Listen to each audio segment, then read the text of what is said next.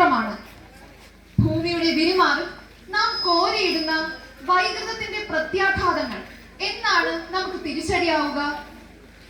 വയലുകൾ നികത്തി ഫ്ളാറ്റുകൾ പണിയുമ്പോഴും മലകൾ ഇടിച്ച് പ്ലോട്ടുകൾ തിരിക്കുമ്പോഴും വലിയ പാറക്കെട്ടുകൾ തച്ചുടച്ച് ലാഭം കൊയ്യുമ്പോഴും ഒരു കാര്യം നാം ഓർക്കണം, നാളെ പ്രകൃതി തിരിച്ചടിക്കുമെന്നത് തീർച്ചയാണ്.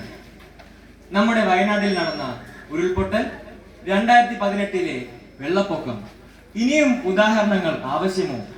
ഇതിനെയൊക്കെയും തടുക്കുവാൻ നമുക്ക് സാധിക്കുമോ?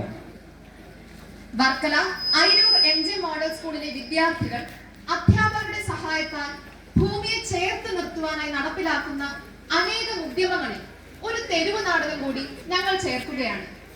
പേര് ചെറുചുവടുകൾ. ഈ തെരുവ് നാടകം നിങ്ങളുടെ മുൻപിൽ സവിനയം സമർപ്പിക്കുന്നു. അനുഗ്രഹിക്കും, ആശീർവദിക്കും. പാടത്തിന്റെ പച്ചപ്പും കൃഷിയും കൊയ്ത്തുപാട്ടിന്റെ ആരവങ്ങൾ നിറഞ്ഞ ഒരു കാലം നമ്മുടെ കേരളത്തിൽ ഉണ്ടായിരുന്നു.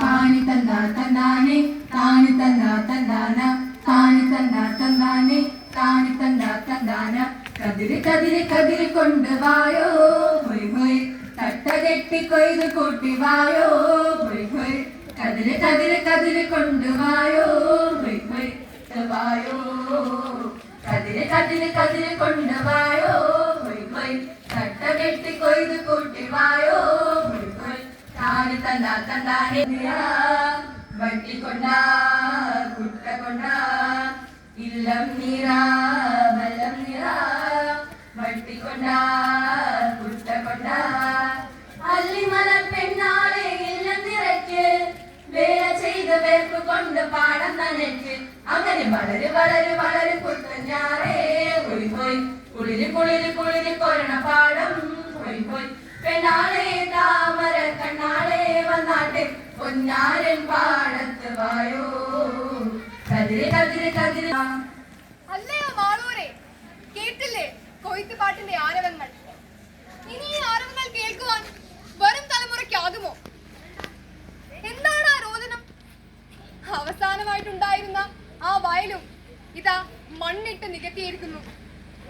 ആർക്കോ വേണ്ടി, എന്തിനോ വേണ്ടി. എന്താണ് ആ കരച്ചിൽ? നിങ്ങളത് കേൾക്കുന്നില്ലേ? ആരാണിങ്ങനെ അലറി കരയുന്നത്? ആരാണിങ്ങനെ വിലപിക്കുന്നത്?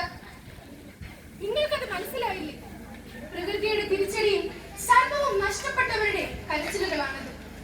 പരിസ്ഥിതി നശിക്കുന്ന കൂട്ടുകാരെ, പരിസ്ഥിതി ഇല്ലെങ്കിൽ നമ്മളില്ല. ഇനിയെങ്കിലും നമ്മുടെ ഭൂമിക്കായി നാം ഒന്നിക്കണം. മലിനപ്പെട്ടുകൊണ്ടിരിക്കുന്ന ഭൂമിയെ വീണ്ടെടുക്കുവാൻ നല്ലൊരു നാളേക്കായി പരിസ്ഥിതിയെ കാത്തു സൂക്ഷിക്കാം. വെട്ടിമുറിക്കുന്നതിന് പകരം മരങ്ങളെ നട്ടു വളർത്തുക. ശുദ്ധവായുവും ശുദ്ധജലവും വാർത്തെടുക്കുക. മലയിങ്ങനെ ഉൾക്കൊട്ടുമ്പോൾ മലനാടെങ്ങനെ നിലനാളിടനാടെങ്ങനെ നിലനിൽക്കും? മലവെള്ളമൊലിച്ചു പരന്നാലിടനാടെങ്ങനെ നിലനിൽക്കും? വയലേലക തിന്നു കൊഴുത്തൊരു നഗരങ്ങൾക്കതു പറയാമോ? തിര ഇങ്ങനെ പൊങ്ങി മറിഞ്ഞാൽ തീരം കടലായി പോവില്ലേ?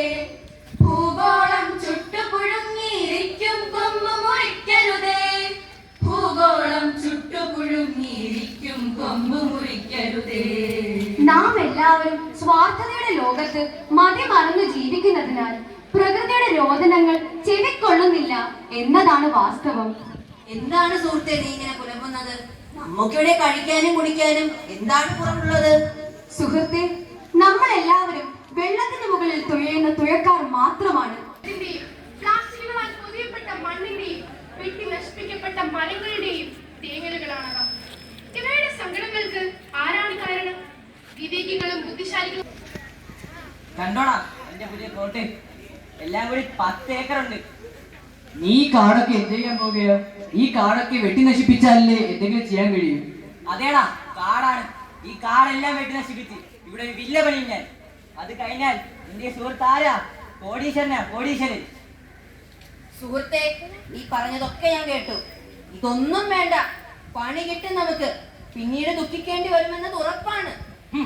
നീ പറയുന്നത് ഞാൻ കേൾക്കണം. എന്റെ സ്ഥലത്ത് ഞാൻ വീടുകളെല്ലാം വെള്ളത്തിൽ മുങ്ങിക്കൊണ്ടിരിക്കുക. അയ്യോ, നീ എന്താണ് പറയുന്നേ? കണ്ടില്ലേ കഴിഞ്ഞ ആഴ്ച മുതൽ പെയ്യുന്ന മഴ. മഴവെള്ളം പിടിച്ചു വെക്കാൻ ഒരു ഒറ്റ മരം പോലുമില്ല. താഴുണ്ട്. നമ്മളൊന്നാണ് സാധിക്കാത്തത് എന്തുണ്ട്?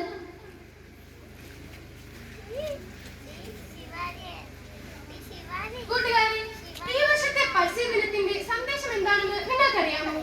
പ്ലാസ്റ്റിക് നിർമ്മാർജ്ജനം എന്നതാണ് ഈ വർഷത്തെ പരിസ്ഥിതി ദിനത്തിന്റെ സന്ദേശം.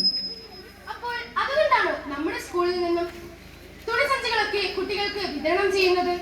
അതേ നസ്രിയ, പ്ലാസ്റ്റിക്കിന്റെ അമിതമായ ഉപയോഗം കാരണം നമ്മുടെ ഭൂമി വെല്ലുവിളികൾ നേരിട്ടുകൊണ്ടിരിക്കുകയാണ്.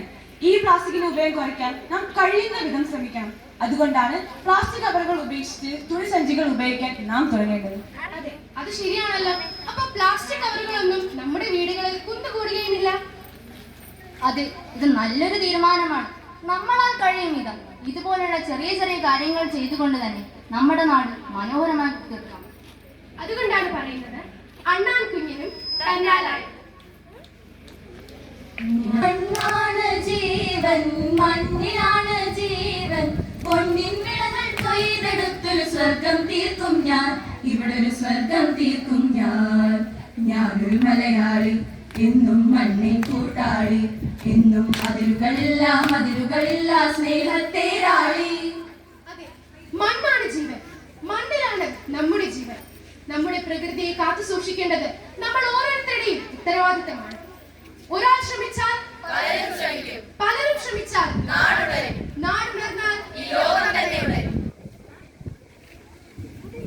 വരും, നമുക്ക് ഒരുമിച്ച് നമ്മുടെ ഭൂമിയെ സംരക്ഷിക്കാം. എല്ലാ ദിനങ്ങളും നമുക്ക് പരിസ്ഥിതി ദിനങ്ങളാക്കി മാറ്റാം. ഓരോ ചെറു ചുവടുകളും നല്ലൊരു മാറ്റത്തിന് മുന്നോടിയാകട്ടെ. നന്ദി, നമസ്കാരം.